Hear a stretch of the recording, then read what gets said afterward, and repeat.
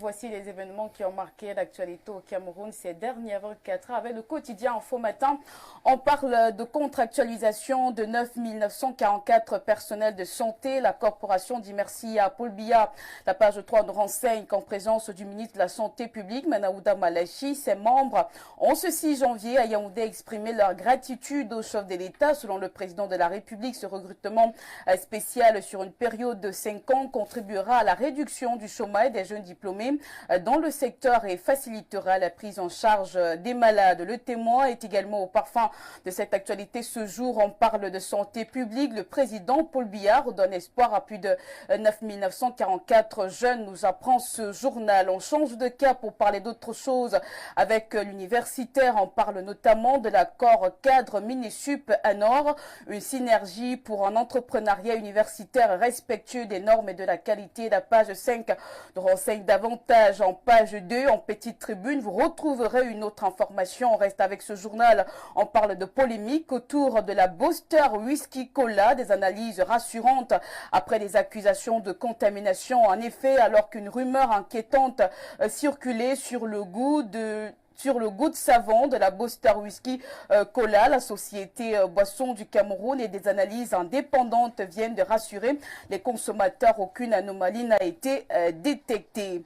Autre information à retenir ce matin, nous sommes désormais avec le quotidien Capitaux Public Cameroun Tribune. On parle de mariage coutumier.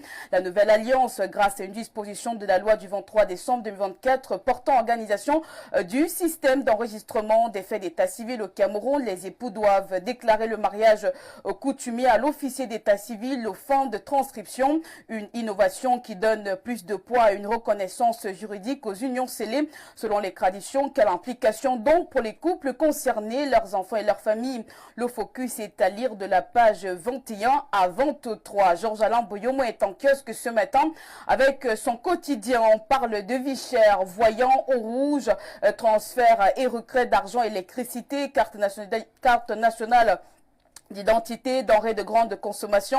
Le relèvement des prix de certains produits et services va davantage dégrader le pouvoir d'achat des ménages en 2025, nous apprend ce journal en page 7. On parle également de cette autre actualité en page 9 avec le quotidien mutation présidentielle 2025. Le fichier électoral fait polémique, nous apprend ce journal.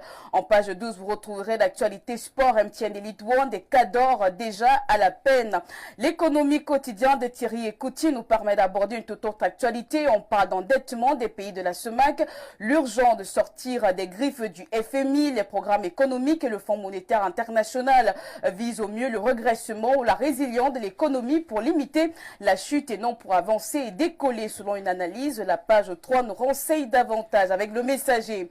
On parle des vœux pour 2025. C'est une interrogation ce matin. Le requiem du consensus politique. En plus d'ouvrir la boîte de Pandore d'une élection présidentielle électrique, les messages des vœux ont allumé avant l'heure la mèche des hostilités, des points de rupture au scrutin d'octobre prochain. La page 3 est au parfum de cette actualité. On reste en politique avec ce journal en page 2 plus précisément.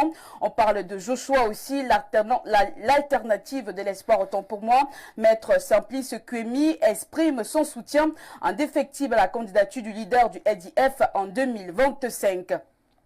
Alors à présent du côté de la route de Yaoundé-Douala, avec le jour, la circulation s'améliore. Nous apprend ce journal. La page 6 nous renseigne d'ailleurs que les travaux lancés par le ministère des Travaux publics permettent désormais de rallier plus vite les deux métropoles. Entre autres informations à lire dans ce journal à Douala, l'ISCOM attendu au tribunal militaire le 14 janvier et puis des actes de naissance pour 14 000 enfants fantômes. L'information se trouve en page 3. La nouvelle expression est en kiosque ce matin. On parle de scandale des CNI, disparition d'un témoin gênant. Le 24 octobre 2024 vers 19 h, l'activiste politique du Bayrou, auteur des images sur les cartes d'identité trafiquées dans la Damawa, vient d'être enlevé par 4 personnes arrivées dans une voiture pick-up 4x4 sans plaque d'immatriculation. L'indifférence des autorités inquiète. Dans l'actu presse internationale ce mardi, La Croix, Le Parisien et Le Figaro reviennent sur l'affaire Charlie Hebdo et nous révèlent que 10 10 ans après, la France est toujours sous la menace islamiste. L'attaque avait fait plus de 10 morts. Les souvenirs du 7 janvier 2024 sont à lire dans la presse française ce matin.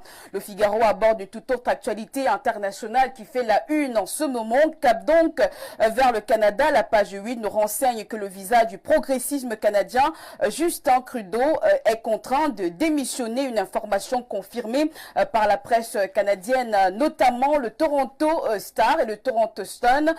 Trudeau devrait annoncer sa démission, un départ du mois marqué par une situation économique peu reluisante. L'on parle d'une inflation galopante. Pour l'heure, il reste au poste, à son poste, en attendant un nouveau représentant du parti. On rappelle que ça fait 10 ans qu'il est à ce poste. En clôture avec le Washington Post, le tabloïd s'intéresse toujours à l'assaut du Capitole.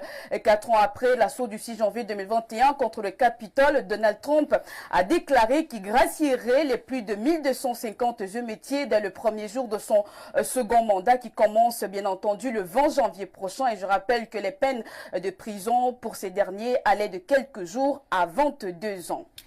Merci.